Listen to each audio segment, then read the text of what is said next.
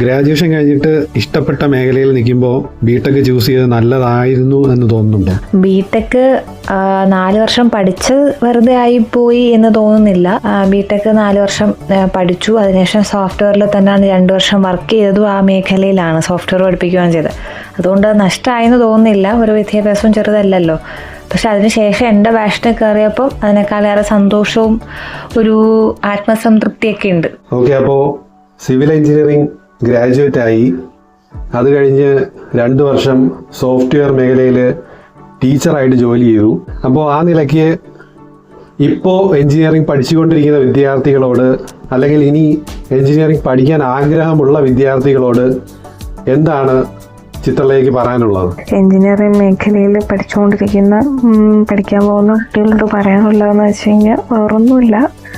നമ്മൾ എഞ്ചിനീയറിംഗ് എന്ന് പറഞ്ഞാൽ നമ്മൾ 4 വർഷം നമ്മൾ അതിനകത്ത് നിന്ന് ഒരുപാട് വർക്ക് ചെയ്ത് പഠിച്ചിറങ്ങേണ്ട ഒന്നാണ്. അതിൽ സപ്ലി വീഴുക എന്നുള്ളത് വലിയൊരു കാര്യമല്ല. പക്ഷെ നമ്മൾ മാക്സിമം സപ്ലി വീഴാണ്ട് നോക്കുക.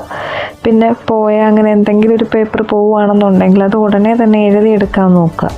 ഈ സപ്ലി ഒന്ന് ആയിപ്പോയി എന്ന് വിചാരിച്ചു, അല്ലെങ്കിൽ കുറച്ച് സപ്ലി ആയിപ്പോയി എന്ന് വിചാരിച്ച് നമുക്കൊന്നും അങ്ങനെ ഒന്നും സംഭവിക്കാറില്ല. നമ്മളത് എഴുതിയെടുക്കുക എന്നുള്ളതാണ്. എഴുതിയെടുത്ത് നമ്മൾ പാസ് ഔട്ടായി ഇറങ്ങുക എന്ന് വെച്ചാൽ നമ്മൾ ഇറങ്ങുന്നതിൻ്റെ ഒപ്പം നമ്മൾ എന്തെങ്കിലും ഒരു ഐഡിയയും കൂടെ ഉണ്ടാവണം നമ്മളെ മൈൻഡിൽ. ഇനി എന്താ ചെയ്യേണ്ടത്, അല്ലെങ്കിൽ ഈ കരിയർ എങ്ങനെ മുന്നോട്ട് കൊണ്ടുപോകണം, അതിന് വേണ്ടിയുള്ള കാര്യങ്ങളോ കോഴ്സോ അങ്ങനെ വേണം നമ്മൾ മൂവ് ചെയ്യാനായിട്ട്. എല്ലാവരും പറഞ്ഞു എന്ന് വിചാരിച്ചും ഒരിക്കലും ഒരു കോഴ്സും, എഞ്ചിനീയറിംഗ് ആവട്ടെ, ഒരു കോഴ്സും അങ്ങനെ തിരഞ്ഞെടുക്കാതിരിക്കുക.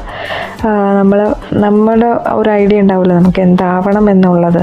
അതിനനുസരിച്ചുള്ള ഒരു മേഖല വേണം നമ്മൾ തിരഞ്ഞെടുക്കാൻ. അത് മാത്രമല്ല, അതിൽ നിന്നുകൊണ്ട് നമുക്ക് ആ ഒരു ഗോളിൽ എത്തിച്ചേരാൻ വേണ്ടിയിട്ട് എന്തൊക്കെ ചെയ്യാൻ പറ്റും. ചിലപ്പോൾ കോഴ്സ് പഠിക്കുന്നതായിരിക്കാം, ചിലപ്പോൾ ഒരു ട്രെയിനി ആയിട്ട് എവിടെയെങ്കിലും കഴിഞ്ഞിട്ട് പോകുന്നതായിരിക്കാം. അങ്ങനെയൊക്കെ ഉള്ള കാര്യങ്ങൾ നമ്മൾ നോക്കുക. പഠിച്ചിറങ്ങുമ്പം ഒരു ജോബ് സെറ്റാവുന്ന രീതിയിൽ നമ്മൾ നോക്കുക. ഇത്രയും കാര്യങ്ങൾ നമുക്ക് ഡീറ്റെയിൽ ആയിട്ട് പറഞ്ഞു തന്ന ചിത്രയിലേക്ക് താങ്ക് യു.